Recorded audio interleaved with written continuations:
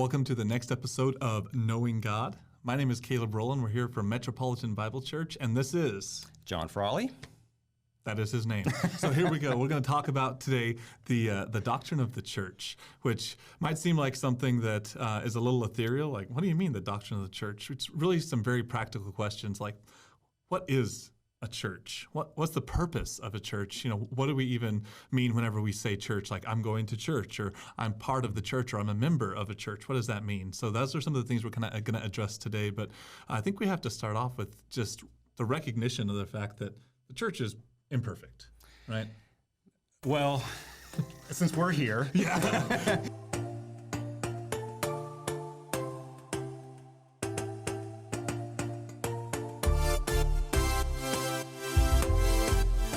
Metropolitan Bible Church is very imperfect. Yeah, so let's just say this church is imperfect. Maybe you're at the perfect one. Yeah, maybe you guys are perfect and have like the perfect pastors, but we can assure you that Metropolitan Bible Church is not the perfect church. And that's one of the things we tell people all the time. And I think that's really, really important because, especially maybe you're in a season right now where you're looking for a church, you're going, and I hate the words church shopping, like that just ick, but that is a stage of life that some people find themselves in. Maybe their family is looking for a church and they're shopping. You move to a new area, there's some different reasons why you would be, absolutely. Yeah. And so, you're looking for a church that you might enjoy, that if you have kids, they can plug into the youth program, plug into different programs that, that would benefit their lives, whatever. And you might be tempted to look for the church that checks every single box. And maybe you have 100 boxes, maybe you've got 4, but it's really, really impossible to find the perfect church because really the church is made up of sinful people. It's like true. Us. Like us. As we continue in this series, in this podcast, you'll learn that even more. You'll learn that more about him, certainly, it's right? True. I'm not hiding it. I'm letting that flag fly. So yeah. So, I think the question, what makes a church is, again, it seems like a very simple question, but it is a really complicated, complex question. And so, like, have you ever been part of like a small group that you really like? Oh, yeah. Yeah, like when I was in college, had a small group in our dorm, and we spent a lot of time together. Every Sunday night, we were downstairs in Aston Hall, and we were having Bible study. Was that a church, Caleb? I wouldn't think so. I mean, I think that there's some elements that are missing, but I think people have those questions, right? Like I'm a hunter. Sorry if you're a vegan, I apologize, but I'm a hunter. I enjoy hunting. I enjoy fishing. And so, what's the difference between a church and a couple of guys sitting out in a duck blind or on a fishing boat? And maybe we're all believers and we're trying to encourage each other. Maybe we even say a prayer before. Is that a church? And I think that those are all questions that we have to address. So. Those are big questions, and so depending on how you define church will really depend in large part how you answer those questions. Correct. And I think it also depends a little bit on your personal background and kind of your experience. So, we know just from the research and all the studies, a lot of people are growing up in church and then leaving, and there's a lot of reasons I think why. But when it comes to thinking about our personal journey with church, it might just be helpful, since we're kind of new to some of the folks watching or listening to this, about our own personal stories, right. Especially as something as personal in nature as our church journey. So why don't you go first and tell us a little bit about just your journey with church? Definitely. That could be a long story. So I was raised as a pastor's kid. So I want to be the first to say that churches are messy places. They can definitely be messy places. Growing up with my dad as a pastor, for a while he traveled as an evangelist. There was a lot of different things that he did in the ministry growing up. And so I saw both the really great sides of church where the super sweet ladies that we would pick up every single Sunday on the way to church, we'd stop and pick up Miss Ida and we'd take her to church every single week. And that she was such a blessing to us as we'd ride in the back of my parents' old Ford Windstar van, on the way to church. And she just ministered to us. But then I've also been a part of churches where it's not been such a great experience, where my dad was, as a pastor, constantly in front of people, and, people would say some horrible things. People would do some horrible things. And then you also have just the fact of, the reality of church splits, the reality of different expectations in churches. So we want to start off by saying that, like, our experience with the church is not perfect. But we do believe that she's beautiful. We believe that the church of God is so vitally important, and that as we work, and one of the reasons that we're doing this podcast is because we believe that the church at its core is something that is worth preserving. It is God's plan A for this world to reach, and there is no plan B. So I would say in my personal experience, it's been a very mixed bag growing up kind of in a minister's home, in a pastor's home. And now myself being a pastor, I've kind of seen a lot of the different angles of church. So, my own personal story, is dissimilar to yours in some ways, similar in other ways. But, I grew up in a churched home. I grew up in a family where we went to church every single Sunday, even if we were on vacation. Like we were the rock star churchgoers that would find the church to go to on vacation.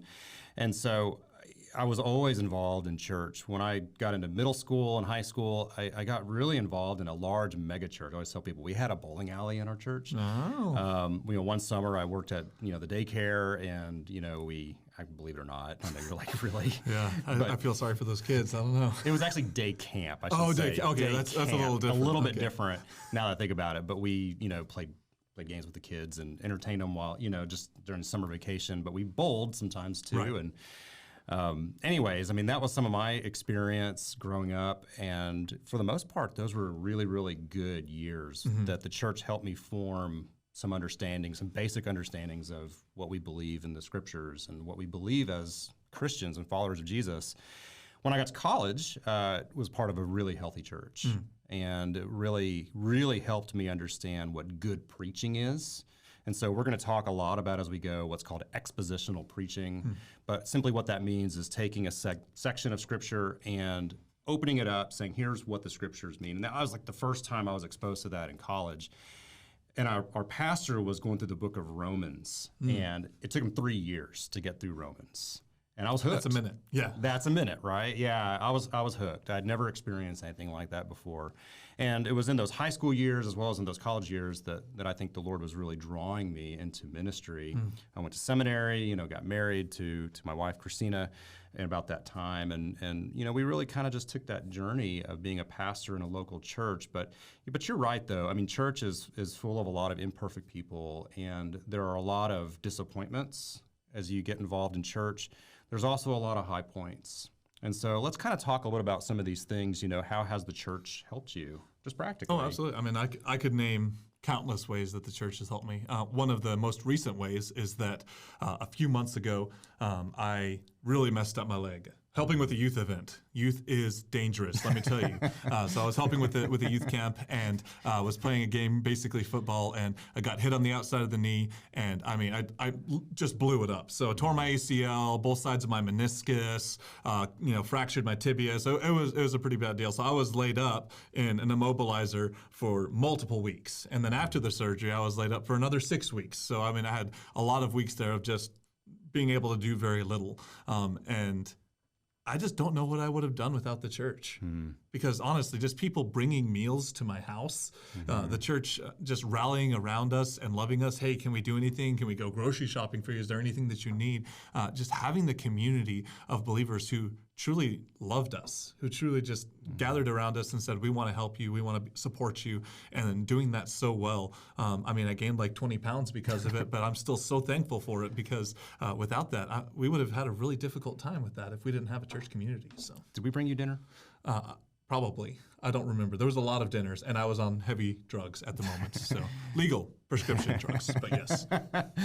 I think we did. Probably. But, if we didn't, it was because everybody else was meeting that need in your life, right? It was because you knew that gluttony was something that I struggled with, and you were trying to save me. Yeah. We could hear you often in the church because it was just crutch. Yeah, that's true. Crutching and wheezing. Yeah. So. No, and we won't say who hit your knee either for just...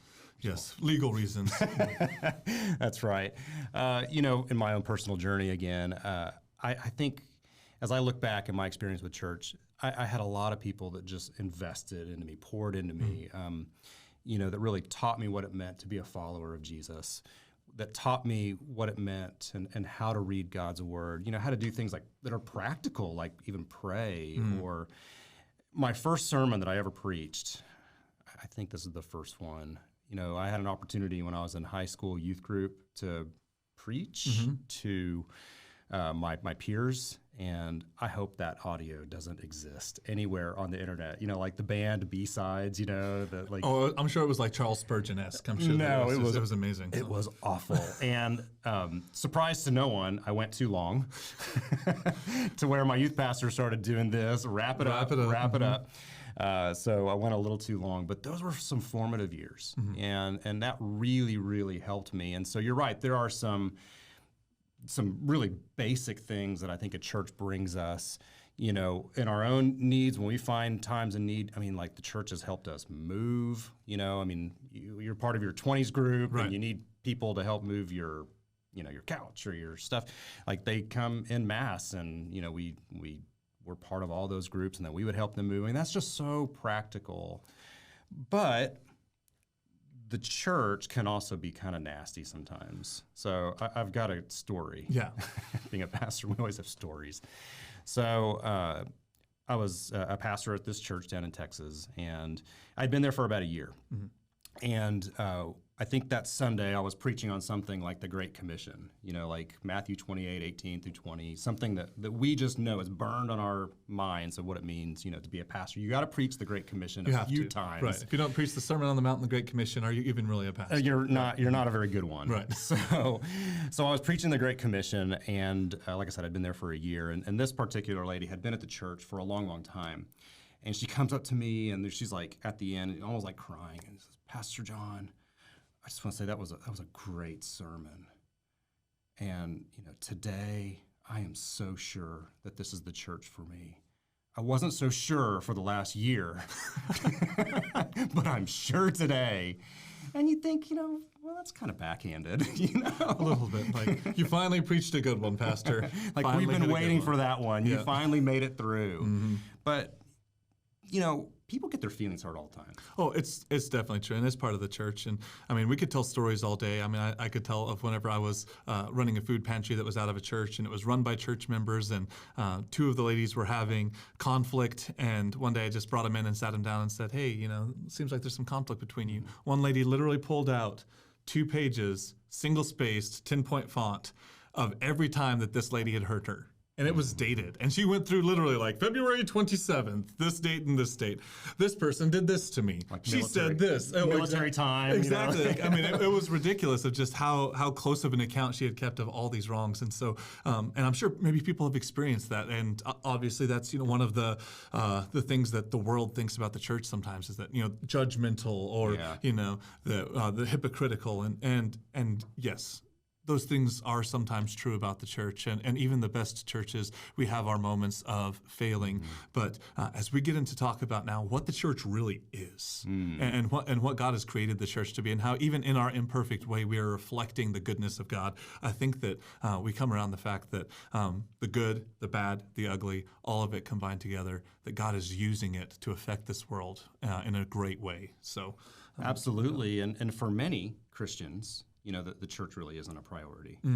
And we can understand why. We've already lamented. And sometimes people get so wounded in a church to where they don't want to ever go back to the church, any church. Right. Because all they associate is bad feelings and it could be something that seems kind of trivial, like sometimes, yes, this happens in churches where if you're new, maybe this is your story, you come to a church for the first time and you go and sit down in the seat or the pew, and you're getting comfortable, you're fidgeting, you're not sure, you're looking at your phone. You're always 15 minutes early when you come to a church for the first time.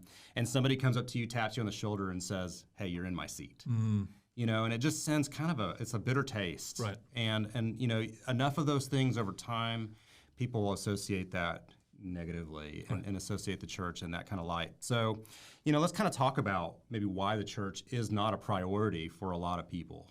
Yeah, I think we've probably mentioned a lot of the different reasons and a lot of the different woundings that people have, and we could talk about this for an hour. But I think like I said, we've addressed a lot of them. But some of the times, I think it's just because people think they have better things to do, right? We're in a busy society, but I think we also know that we make time for what we value. Right? Like we make room for what's really important to us.